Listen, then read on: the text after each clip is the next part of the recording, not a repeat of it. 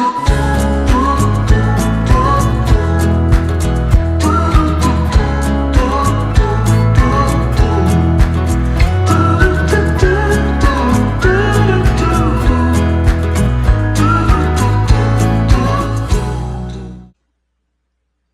everyone, it's Sarah from Calligraphy, and I am here with Jen Rudd from Grow with Jen. I'm super excited to have you here today for the Getting Started with Dubsado webinar.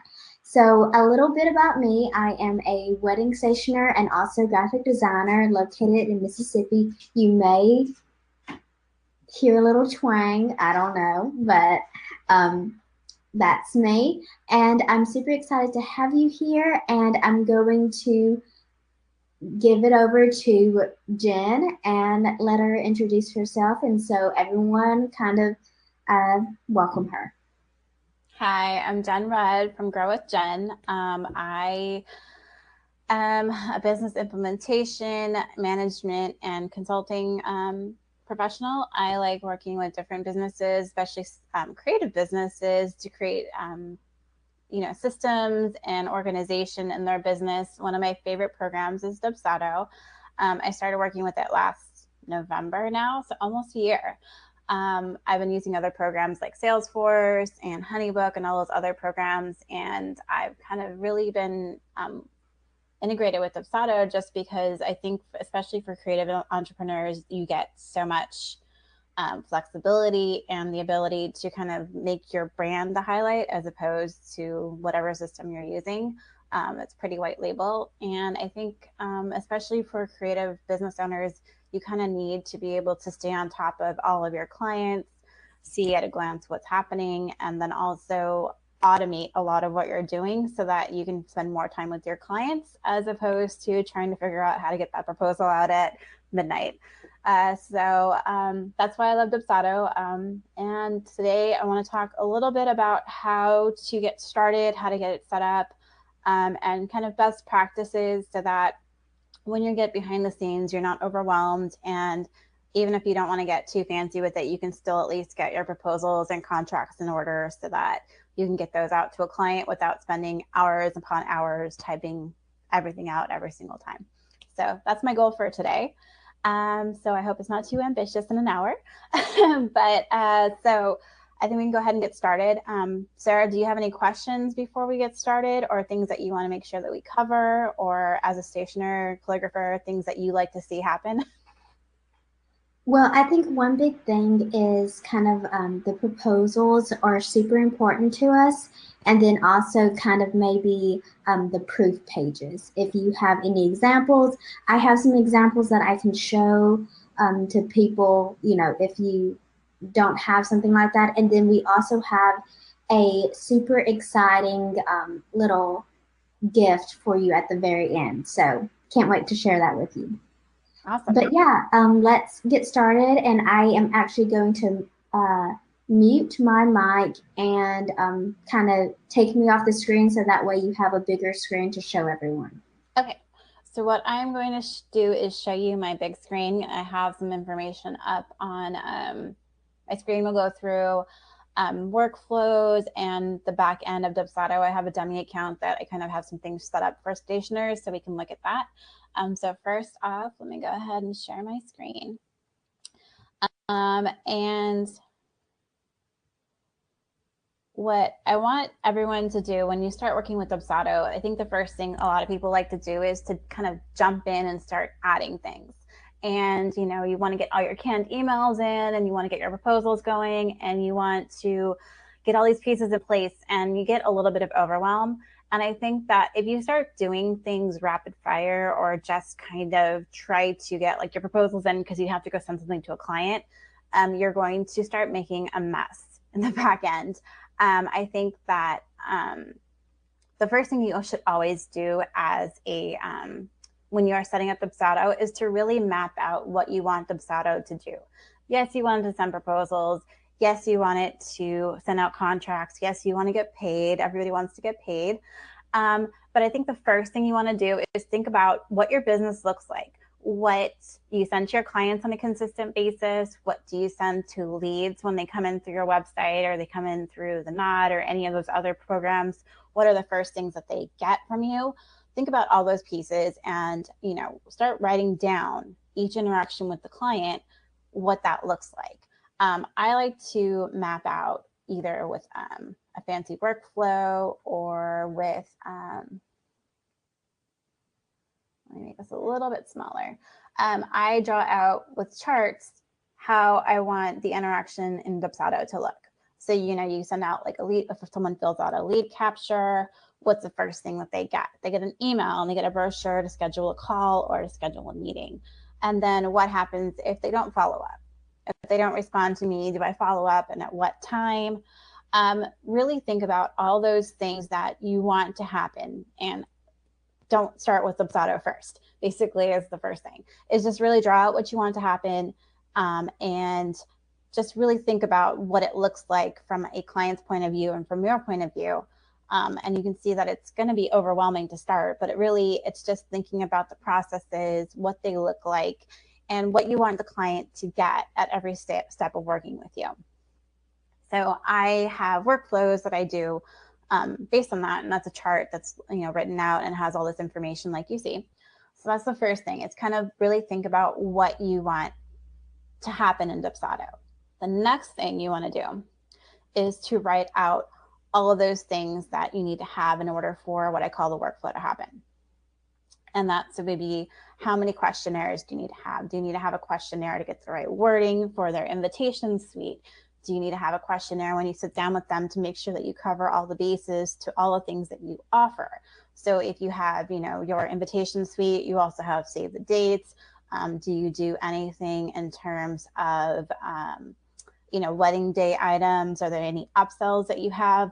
Make sure you have like a questionnaire of things that you want to cover in that initial meeting. And then you can have a questionnaire to ask them, for the wedding wording or what they need to have on the save the dates, or when you have programs, make sure that you have all those pieces in place. So those are what you want to work on, is what I call a template section of Dubsado and in the forms. So you think about things like your contracts when it loads. You have contracts. You might have sub-agreements. You have all your questionnaires. You have proposals that you put together. And then you can do a lead capture, but we'll talk about lead captures later. I always do lead captures last because they are like the last thing. If you want automation in Dubsado, the last thing you want to put together is your lead capture. So once you think about, going back to that workflow, think about all the different questionnaires and all the proposals and all the contracts that you need in place and start working on those. Once you finish those, you can start working on your canned emails, which are all these emails that I color code my workflows, but basically, have an email that goes out for each person. Think about what needs to go out in that email, and then you can type out all your emails and have them in Dubsado. So that's the third thing, is having first your workflow, second is the forms that you need to create, third is the canned emails, and then you can work on your packages and your payment schedules. Have I got everybody so far, or did you lose anybody? I don't see any questions so far, so I'm going to keep going. So let's talk about, Sarah had a question about proposals. And I think as a stationer, you probably have two types of proposals. You have a proposal where you want the clients to kind of pick and choose based on your set pricing what they want. So that would be a choose a package type proposal. And the first thing you would always do to create your choose a package type proposal is to put all your packages into Dubsado first.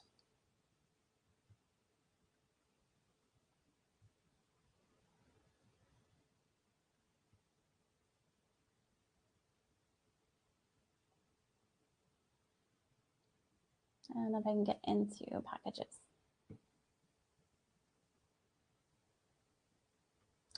So basically what I would say is that if you have like 3 or 4 different main packages that you have, or different price points. So for example, here I have a diamond package, and the diamond package would be, let's see, the invitation, the enclosure, the RSVP, mailing envelope, the RSVP envelope, the belly band, and you have like, you know, for each one it's $5.50. So make sure you create all those packages. And then, so I have like the diamond package, I have the ruby package, the emerald package, and then you can also add your embellishments. So things like if you have different, if you have extra belly bands or things like that that you want to add on to the package that the client can add on to, you create all those different items that are per invitation or per item upsells. You would create them, and then you would put quantity 1, and then you would put the price point of that individual embellishment. So once you have all your packages in place, you can go back and create your proposal.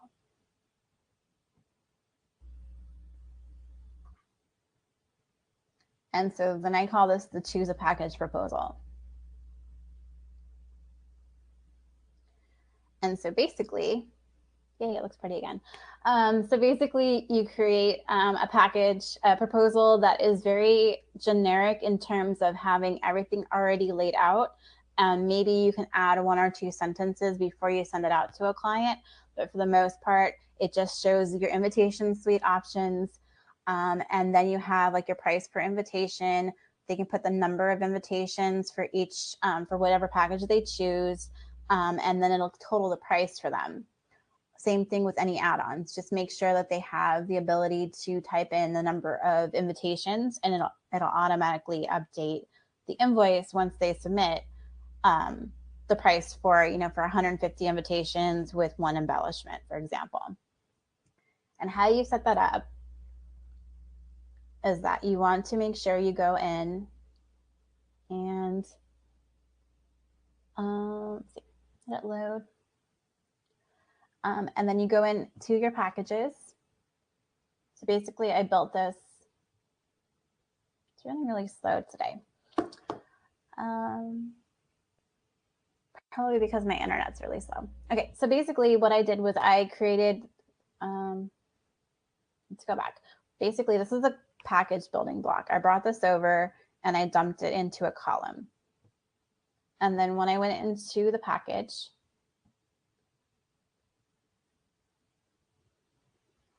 there's different merge fields that you can use with the package building block.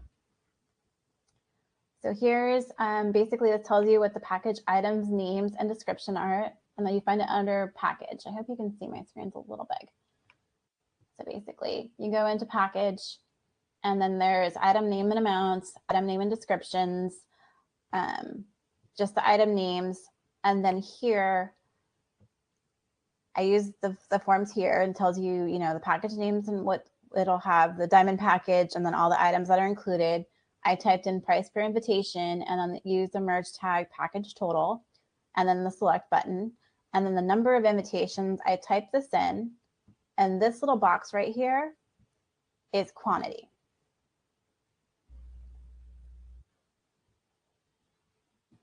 I'm starting making messes everywhere. And then you can also set quantity minimum. So if you only sell packages of 150 or more, you can put a minimum quantity, and it will actually give them an error message saying that they have to pick 150 or more.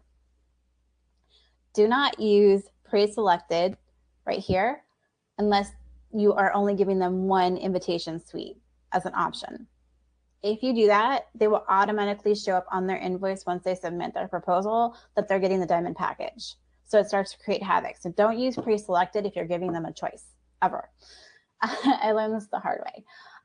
So once you have all these invitation suites in place, and then I also put in the add-ons, and then I put verbiage at the bottom saying, if you're ready to purchase, please click submit below, and you'll be taken to your contract and your invoice for deposit. And then I will show you what that looks like at the very on a lead in a moment. And then, so the other settings that you want to make sure you have in place is that you have your contracts.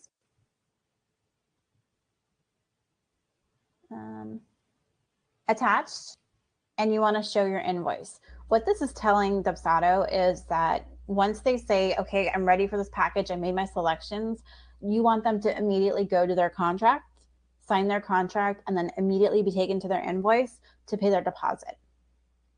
This is set up in such a way that you don't have to actually do you don't have to add an invoice, you don't have to add anything at the time that you're sending the client the proposal. You can just send them an email with the information and let it go.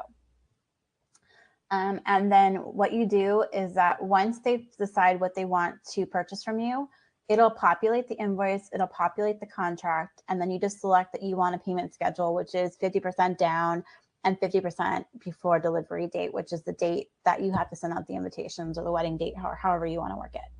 And then it'll automatically convert your lead to a job once they either sign the contract, once you submit the quote, or when they pay an invoice. I usually do it on contract signed because they've already committed to you, but you can decide what makes sense for your workflow. Okay, so that is all you need to do for a proposal. And that is the choose your own package proposal. Now, if you have clients where you are just going to tell them based on their choices in their meeting that it's going to be a set price and that's what it's going to be, you can also do a completely custom package, a proposal package. And what that is that it's going to tell you, you're going to create the invoice before you send them the proposal, and it's going to put all the information into the proposal for them. So you're not going to give them any choices. You're just going to say, based on what we talked about, you're at the $1,000 suite. Here's all the information that is included. Here's what's not included, and done. Okay. So as you can see, this proposal is super simple. It has client name. Thank you for all, for meeting with me. Here's your invitation suite as quoted. And if you want to move forward, yes, I would like to move forward as specified. I do that because once they click this box right here, yes, they're finishing the form and they're completing the proposal. So then it's just an acceptance, because otherwise the proposal just has a send, which means that they kind of approve it, but it's not like an active yes or no, whatever. So this is how you use a completely custom proposal. And that's the same thing. You have the invoice showing on the with the proposal, which gives you that 3-part proposal, and you show the contract as well. And so it's updating. And then so same thing, contract, invoice, payment schedule.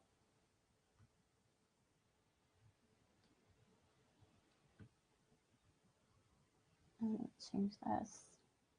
It was correct last night. Okay, save and close. Okay, then the other important piece before you send a proposal or before you're completely done with proposals is to make sure that your contract looks correct.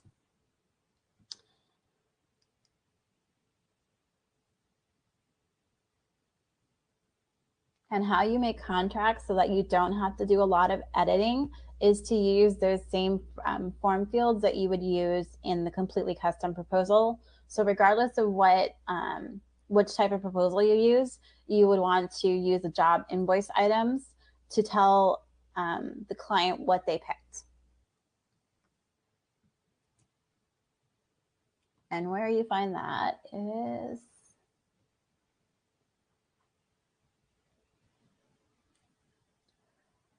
right here.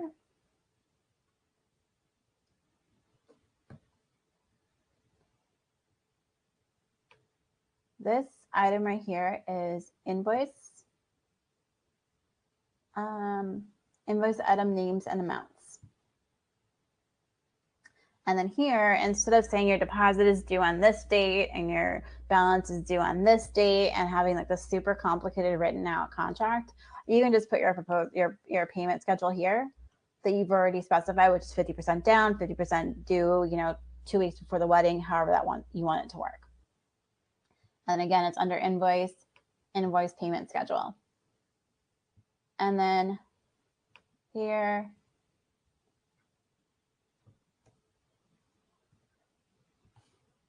so that's done. Contract's the same for everybody. Looks great. And then you're done.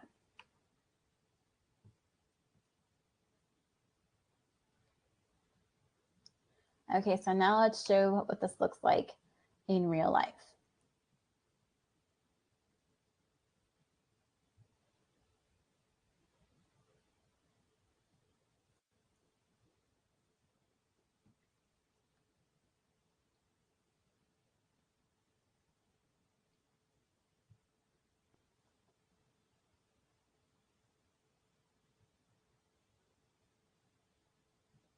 So let me,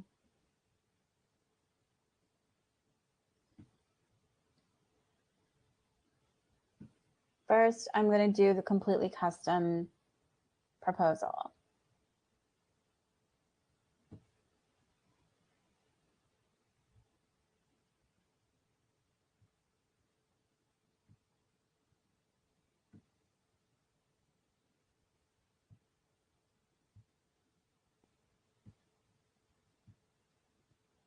So I'm going to take the package. So they wanted to do the diamond package. So Kate Middleton wants to do the diamond package, and she has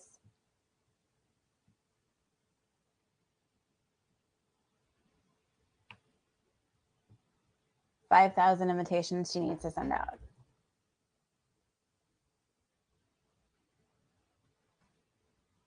And then she wants to have some embellishments.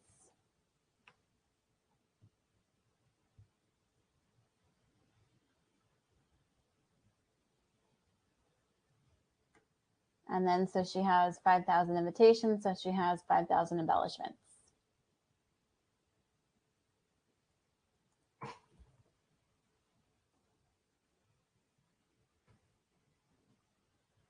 And then because this is a custom quote, I want her to know that she is picking the Royal Wedding Suite.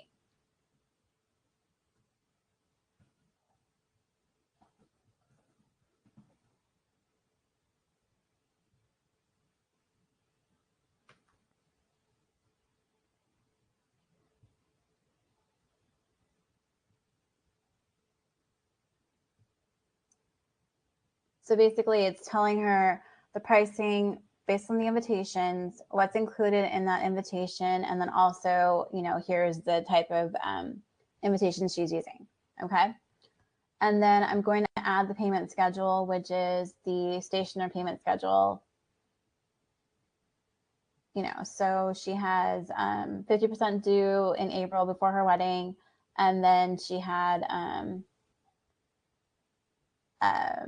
the rest of it's due 2 days before or 10 days before the wedding, however you want to show it. And then, so once that's complete, we're going to go ahead and add that completely custom proposal.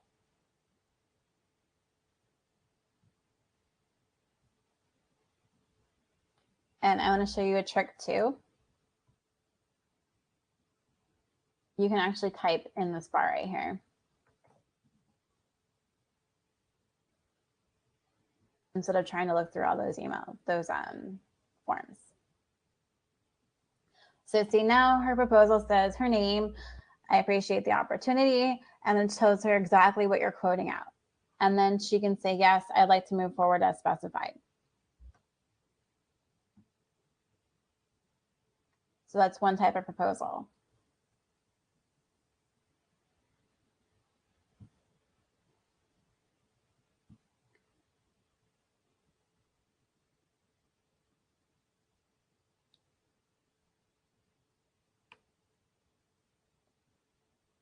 Are there questions? So you see the chat. Oh, I see. Okay.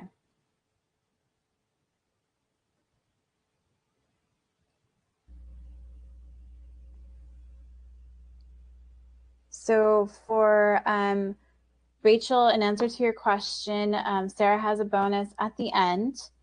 And then Ruby, how do you work with quoting multiple options, providing multiple pricing options for custom stationery before sending a proposal for the client to accept? So that would be the choose your own package, I think. So that's what I would use for that option, is to do the choose your own package. This is the completely custom option. Ruby, we'll go over the choose your own in a moment.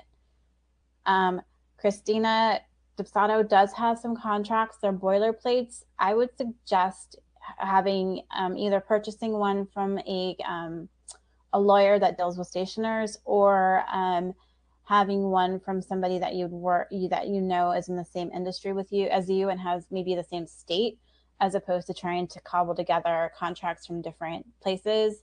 I know the ones in Dubsado are nice, but I don't think they're really for stationers. So I would probably do a little bit more research before using contracts. And then Kelsey, is there a way to have price automatically change based on how many the client wants? For example, if the client chooses the diamond package but wants 200 suites, they can have $5 per suite. But if they went to 400 suites, the price per suite goes down to $350 per suite. How I would suggest handling that, Kelsey, is to have a couple proposals and have one for each benchmark. So if they're in the, when you meet with them, approximately how many invitations they would need. So, if they're the 100 to 150, I would say having a proposal with pricing based on 100 to 150 invitations. And then the next price point would be from 160 to 300, and then from 400 and up. So you kind of price everything accordingly and then send them their packages based on that number. Does that make sense?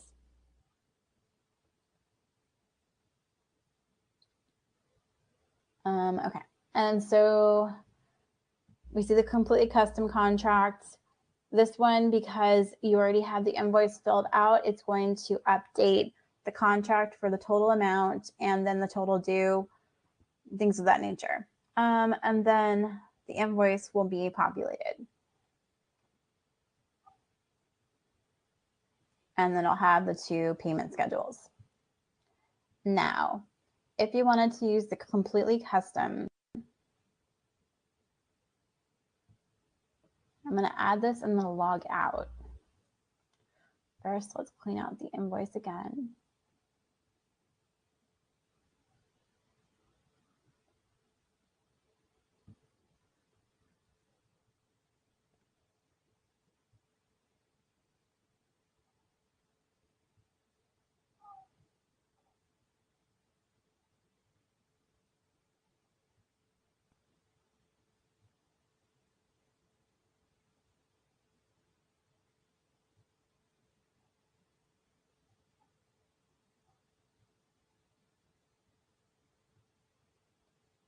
Okay, so we're going to go back to forms and then we're going to do the choose your own package.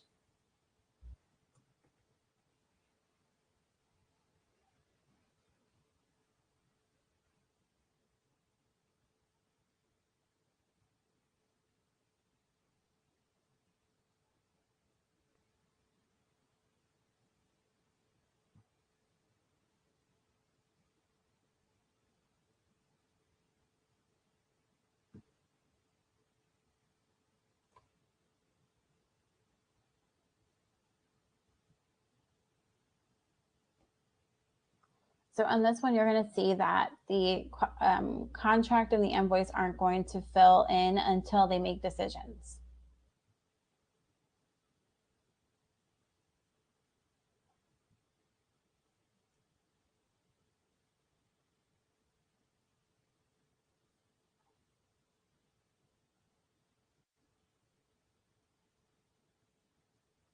See, it's empty here, and then so with the invoice. So once they make their decisions, it'll update the invoice and the contract for you.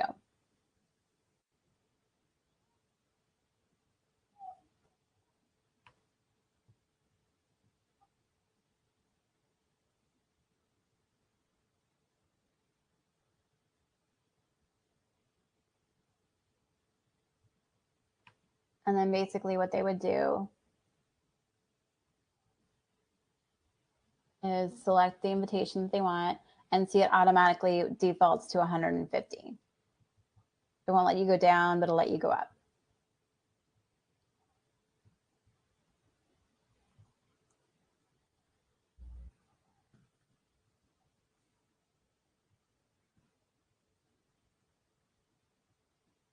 And then you want to make sure you have multiple packages selected. And that was the other thing on the questionnaires.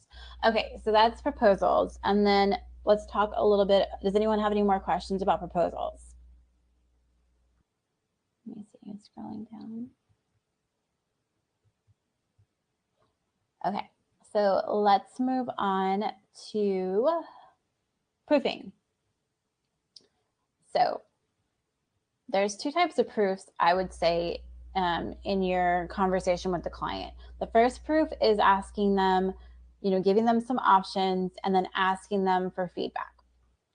So that would be what I would consider a proof. And that is usually a questionnaire because it's something that you and the client can submit information to, but it doesn't lock anything in. So especially if you have multiple proofing, back and forth, or if you only have 3 proofs before you charge them for more, you can actually track, proof 1, proof 2, proof 3, and then final proofing. So what I would say is you already have a format filled out. So all that you have to do when you add it to a client is just plop in some information or the pictures from InDesign or from Illustrator, and then send it off to them and get feedback from them. So see, this is very simple. It's just client first name. Please see your first pass of design. Please provide feedback in the spaces below. This is a template that's already that you create in Dubsado, and then you can go into a leader job and then apply it to the job, fill in the pictures, and then send it to the client. And then once the client is complete, you are all in agreement as to what's going to happen, and you're ready to send it to print. You can actually have a final sign off, which is basically the same thing as the proof, but they have to physically sign off on it so that there's no questions.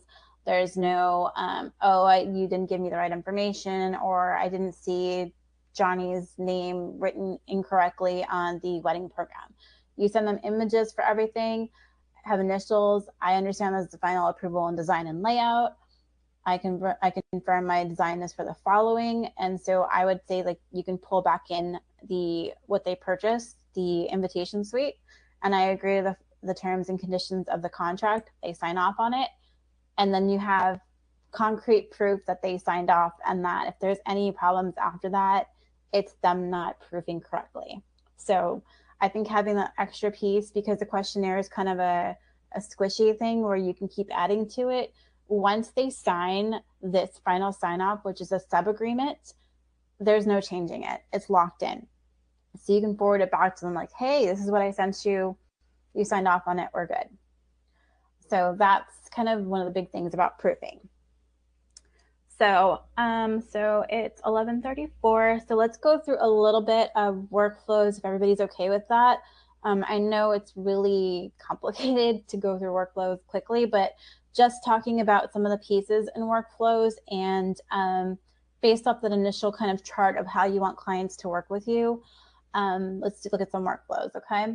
So the reason why we were doing all these different templates and the canned emails, making sure the packages are in place, you have payment schedules, is that in order to create a workflow, you have to have all these pieces in place. Like you can't build a workflow without your forms. You can't build a workflow without canned emails. You can, but for best practices, you should always have your canned emails kind of written out. So when you add a workflow, there's 2 workflows that you would have regardless of what how many service lines you have or how many different types of ways that you work with clients. You always have 2 workflows to start, which is the initial inquiry workflow, which is like, hey, thanks for reaching out. Here's my investment guide. Here's how to work with me. Here's how to schedule a meeting or a call. And a follow-up to that, which is like, hey, I haven't heard back from you. It's been a couple days. Just wanted to check in and see if there was a time that you wanted to meet. So that is like the workflow number 1. You always have a second workflow, which is once they sign the contract, once they pay you an invoice, what's going to happen after that once you start actually working with the client, what that workflow is like. I've tried every way possible I can think of, and you really need to have 2 workflows, at least initially. One is the inquiry, and then one is once they sign with you. So if you have a workflow and you wanted it to be based off when a client fills out, a lead capture, which is the last thing that you put together when doing workflow, when you're doing setup of Dubsado, is you get your workflow together first, because then you can apply it to your lead capture. So if you want to send somebody an investment guide that you created in Dubsado as a questionnaire, you would send them a form and you would have it come 0 hours. When you're having something based off a lead capture, it's after workflow started. That's the most important piece. And then you can send your investment guide. Then And then you can use that canned response.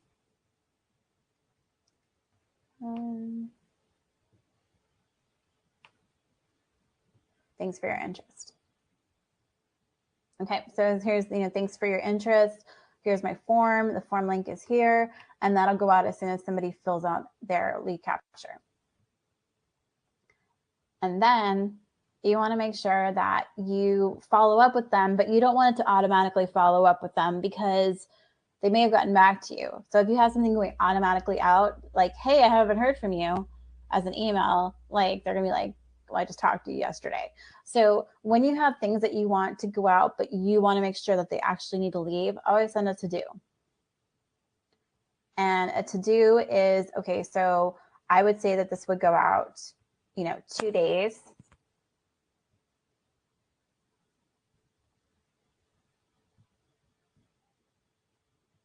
Again, after workflow started. And you would say client full name, because when you get to-dos, you want them to actually put the person's name, so you need to follow up with them.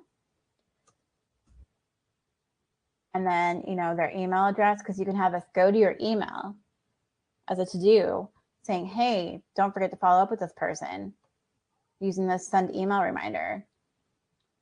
Follow up on investment guide.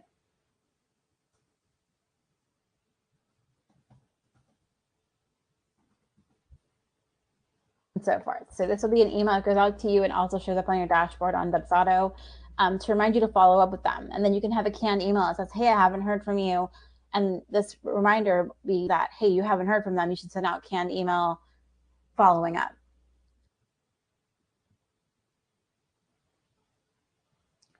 So that's how you have like your initial workflow. The next workflow will be once they fill out, once they sign with you, once they've filled out the proposal, they sign the contract, then you have that second workflow of like what happens. They get, how to work with me. Here's access to your portal. Here's access to all your information. I'm going to send you a bunch of stuff. If you ever need to reference it back, go back to your portal. That's where that second workflow comes in. You can add those to-dos. You can have things after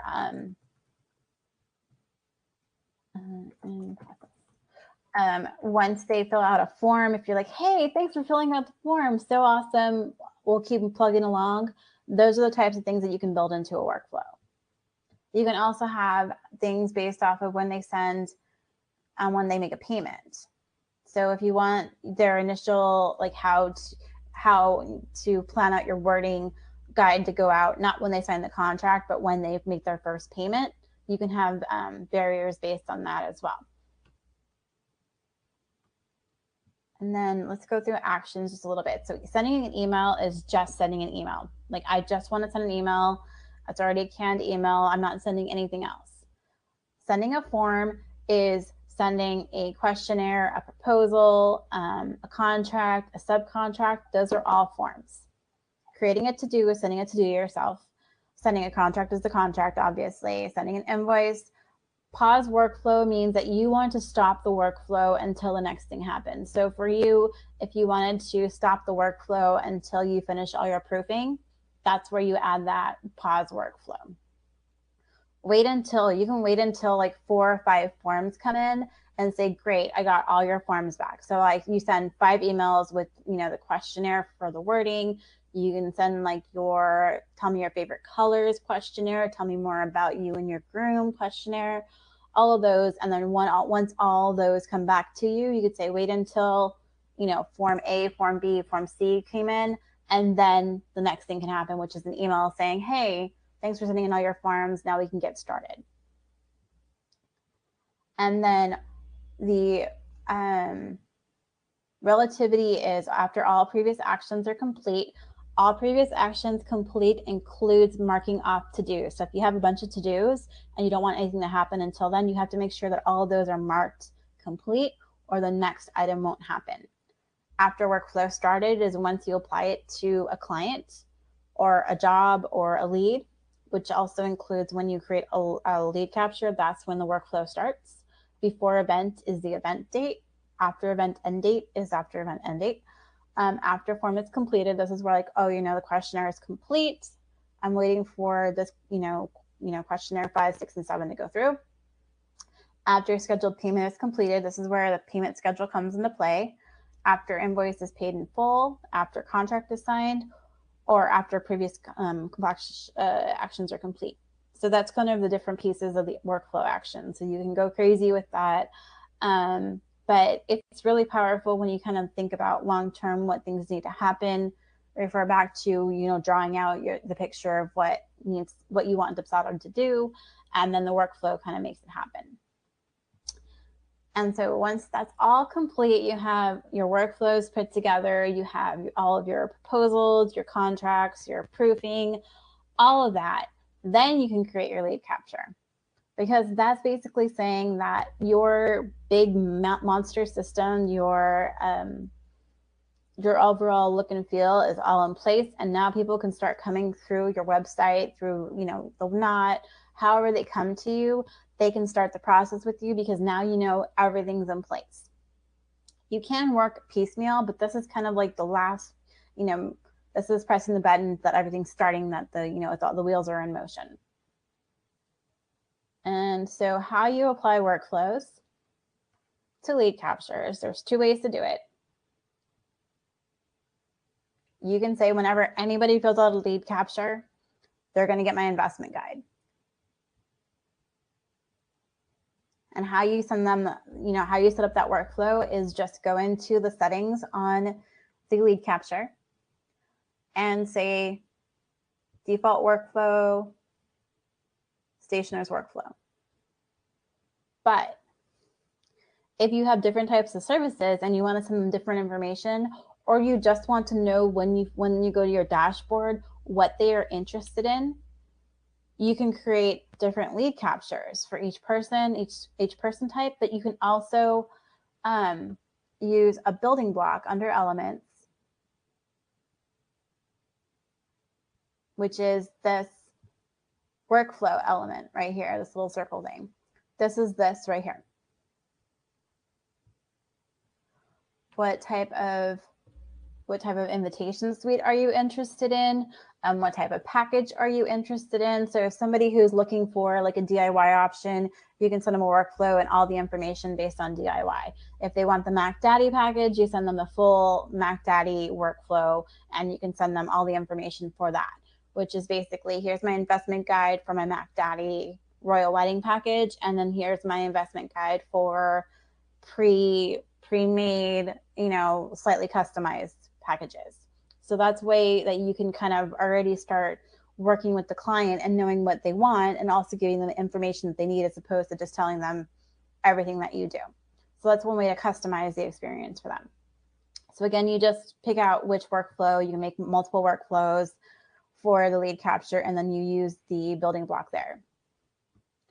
So any other questions? Anything for me? Bye, Ruby.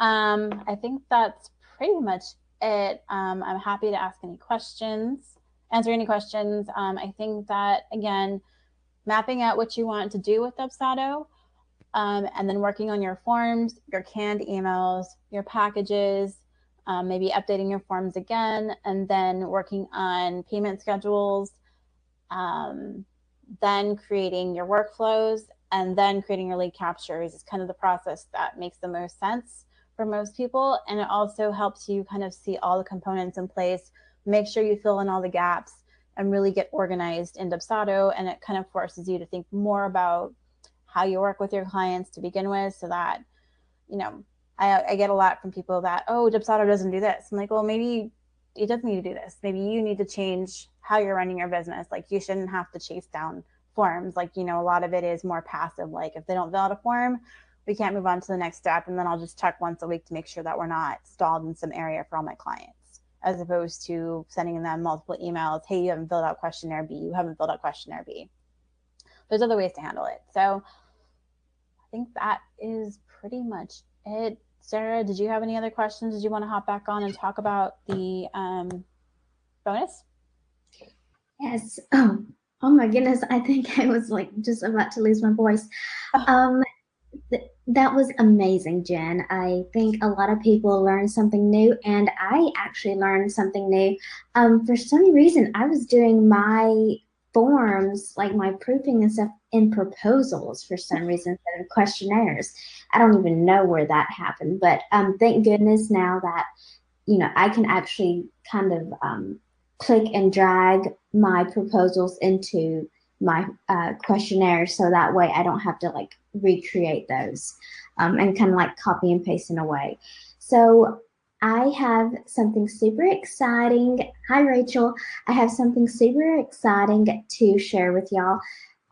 Jen is graciously giving you 15% off in her workflow store. So when you kind of go, actually, I'm going to type in the link right here. And so when you go to that link, you will actually be able to go there and purchase one of the workflows. So she has stationary workflows. She has things such as copywriters, wedding photographers. I know that's not us, graphic designers. I know a lot of us are graphic designers, so that would be really beneficial for you. And then, of course, the stationary one. So this is awesome to kind of put your business in the right direction, because I know some of us aren't able to kind of like map out our own workflows because we don't have it yet. We don't have it all set up. So it's really nice to kind of be more prepared now than when we actually do get a client for invitation. So that way, whenever we get that invitation client, we're like, oh, okay, I know exactly what to do. Jen has mapped it out for me. I need to, you know, follow up with the inquiry. I need to send out proposals, etc., etc., etc. So that is super exciting. Thank you so much. And the coupon code for 15% off is Sarah B. So SARAH and then the letter B as in boy. And Jen has actually put that into the chat. So if you have any other questions, please let us know. I see Kelsey says, I know the Forever Plan was going away today, but do you know if they meant it's no longer available starting today, or today is the last day to get it? It's no longer, it's not going to be available after today. So today's the last day to get it.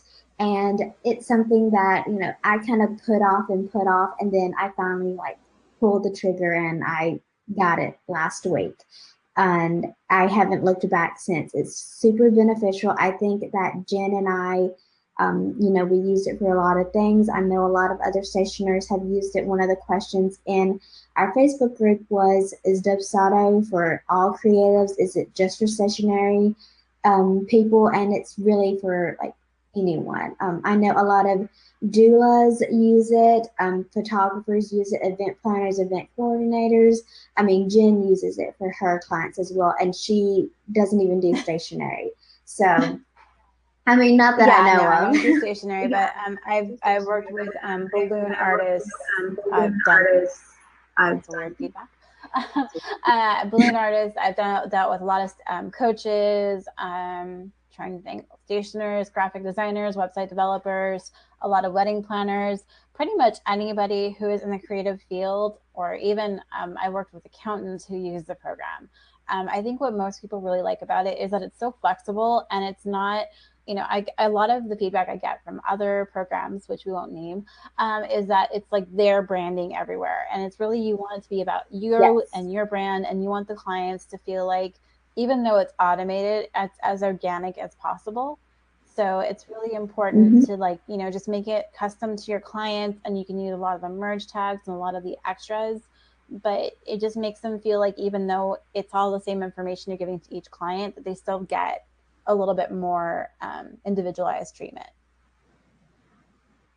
So yes, I definitely agree. There's a question about credit card transactions. No, so test the transactions that you're seeing is if you're using Stripe, or if you're using PayPal. They also use Square now. So the Dubsado doesn't charge anything on top of the program, of the subscription fees, or, you know, if you have multiple users or you have multiple brands, that's all you're paying is just for the software itself. You're not paying any extra transaction fees on top of whatever payment processor you're using. So just like Jen said, it's just that one-time Stripe fee through the processing. Dubsado does not receive any of the profit from us. It's the credit card companies, or not credit card companies, but the transaction. Right. Yeah, so the cutoff is today at 10 a.m. PST, so you have 8 minutes. 8 minutes, yeah. And if you have already been on like the annual plan or the monthly plan, they will actually reimburse you that payment. So I was actually signed up for the annual plan, and then I signed up for the forever plan, and then they refunded me my annual plan that I paid back in March. So is there any other questions, or I think we're good? Cool. Okay, awesome. Well, it was so awesome to Thanks be so here. much. Thank you so much, Sarah, for inviting me. I hope you guys learned something. And if you have any questions, definitely email me. I'll put my email in here as well. I work with, or it was working. So it's hello@jenrudd.com is my email address. It won't let me type for some reason. So yeah, if you have any questions, please email me. Like you said, Sarah has the link to my store for the workflows, which is what you saw, that drawn out chart. And it also kind of tells you which components you should have in place for each box in the chart. That's what the products are.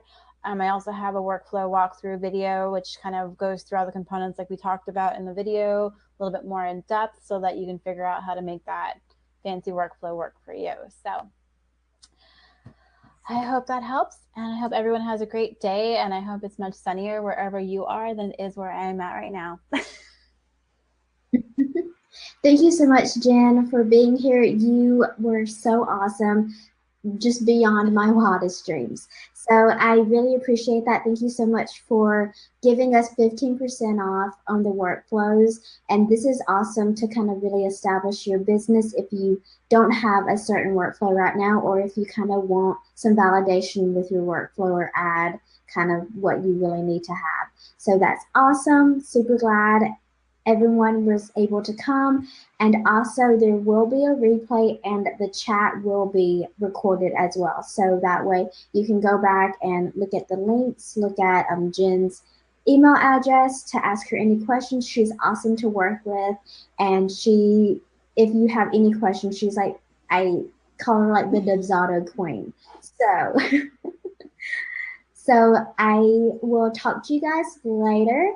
And I actually have a phone call right after this, so I'm going to stop recording, and then if you need anything else, just email Jen or me, and then also you can ask any questions in the Facebook group Becoming a Wedding Stationery Boss on Facebook. So I will talk to you guys later. Bye. Bye.